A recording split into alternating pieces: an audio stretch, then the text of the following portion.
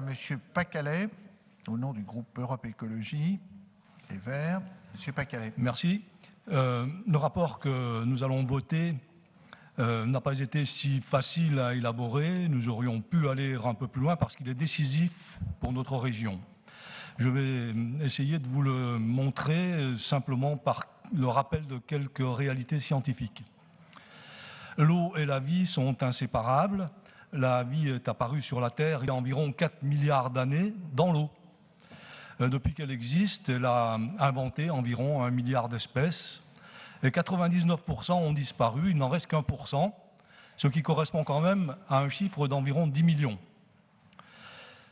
Cependant, nous autres, les hommes, nous sommes en train d'amener cette biodiversité à l'effondrement. Nous préparons allègrement ce qu'on appelle la 6e grande extinction. À cause de nos saccages, de nos pollutions, des excès de la chasse et de la pêche, de l'artificialisation des sols, de l'agriculture intensive, de l'extension folle des villes, bien entendu du réchauffement climatique, nous allons vers cette 6e extinction. Cependant, la biodiversité est un trésor que nous devons préserver. Nous en sommes totalement dépendants. On a calculé, par exemple, que chaque écosystème en équilibre, une forêt, un récif de corail, une zone humide, nous rend des services qui valent, en termes financiers, au moins 10 fois le revenu que nous en tirons si nous l'exploitons de façon bête et méchante. Nous disposons en Rhône-Alpes d'une biodiversité remarquable, l'une des plus complexes, des plus précieuses de toute l'Europe. Nous avons besoin de nos parcs nationaux, nous avons besoin des écrins, nous avons besoin de la Vanoise. Je vous accorde que pour la Vanoise, en ce moment, il y a quelques problèmes qui sont en train de se poser, mais on s'en sortira. Nous avons besoin de nos parcs régionaux, de nos réserves naturelles.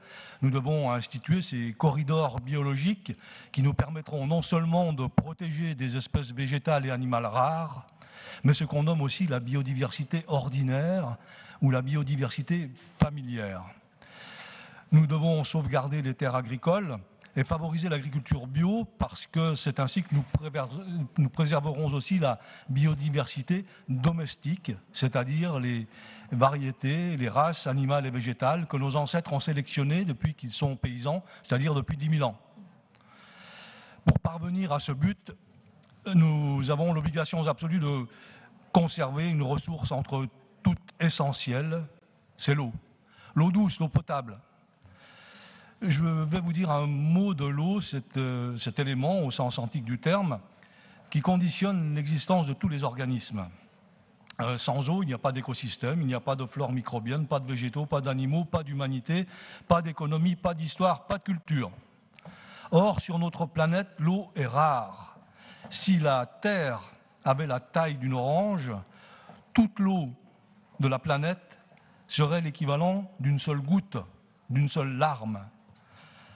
Il faut savoir aussi que 97% de cette larme sont de l'eau salée, de l'eau de mer. L'eau douce ne représente que 3% du total. Et il faut savoir aussi que sur ces 3%, 70% sont de l'eau gelée sous forme de glace, encore pour quelque temps au moins, en Antarctique et au Groenland. L'eau qui est disponible pour l'humanité et pour toutes les espèces vivantes actuelles, c'est 0,65% de toute l'eau terrestre, même pas 1%. Nous disposons sur les continents d'un total de précipitations annuelles de 110 000 km3. Et c'est avec ça qu'il faut faire. Il n'y en a pas plus, il n'y en aura pas plus. Nous sommes condamnés à nous accommoder de cette rareté totale. Le problème, c'est que cette eau douce, utilisable, rare, nous la gaspillons et nous la polluons. Je ne vais pas détailler ici les polluants que nous y déversons, d'origine agricole, industrielle, domestique, par les transports, les nitrates, les pesticides, les métaux lourds, les acides, les hydrocarbures, les détergents. C'est un triste cortège. À l'heure actuelle, il y a une série de polluants des eaux qui nous inquiètent plus que les autres. C'est ceux qu'on appelle les perturbateurs endocriniens. Ce sont des hormones synthétiques, des PCB, des dioxines, des phtalates, des bisphénols. Ces molécules se substituent aux hormones de notre corps Elles affectent le développement des bébés, des fœtus. Elles provoquent des malformations corporelles génitales. Une autre angoisse pour notre approvisionnement en eau douce, tient au réchauffement climatique. Nous constatons de visu maintenant le recul ahurissant des glaciers, la diminution des chutes de neige en montagne. Nous voyons le renforcement des ouragans, des tempêtes. Nous constatons l'avancée des déserts. Je ne vous infligerai pas un long développement sur ce sujet, je me contenterai d'un exemple. L'agence de l'eau Rhône-Méditerranée-Corse vient de publier un rapport inquiétant qui souligne notamment que depuis 30 ans, la température des eaux du Rhône s'est élevée de 2 degrés, qui observe aussi qu'il y a aujourd'hui même, sur 40% du bassin versant du fleuve qui donne son nom à notre région, un déficit en eau douce. Et ce rapport montre aussi qu'il est infiniment probable que d'ici 2050, le Rhône perde 30% de son débit moyen annuel. Le rapport que nous avons à voter se préoccupe de ces réalités qui ne sont pas forcément agréables à entendre.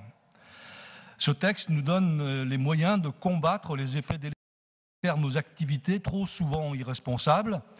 Nous devons aux générations futures de protéger nos ressources en eau, d'économiser le liquide précieux, de favoriser l'agriculture biologique, d'abaisser l'utilisation des pesticides et des engrais, de contrôler nos émissions de perturbateurs endocriniens et ainsi de suite. Ce n'est pas un choix, c'est une condition de survie. Nous devons tout faire pour éviter le malheur que le poète anglais Samuel Coleridge évoque dans le dit du vieux marin, de l'eau, partout de l'eau, mais plus une seule goutte à boire. Écoutons les poètes, c'est encore la meilleure façon de faire de la politique. Je vous remercie. Merci, M. Pacalet. Je donne la parole à M. Chabrol.